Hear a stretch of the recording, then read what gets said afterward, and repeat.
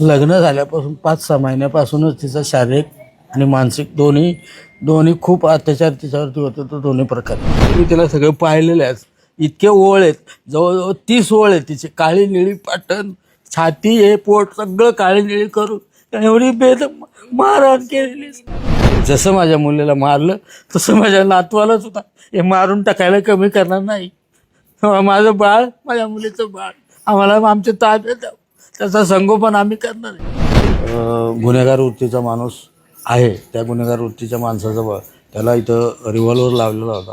आमच्या दाजींनी, आमच्या भावांनी तेही सांगितलं. त्यांच्याकडं बाळाची मागणी केली. मागणी केल्यानंतर त्यांनी दमदाटी देऊन तिथून त्यांना हुसकून लावलं.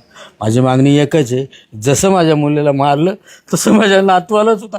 हे मारून टाकायला कमी करणार नाही.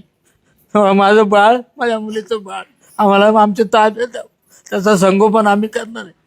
ही माझी एक विनंती आहे बाळाच्या बाबतीत.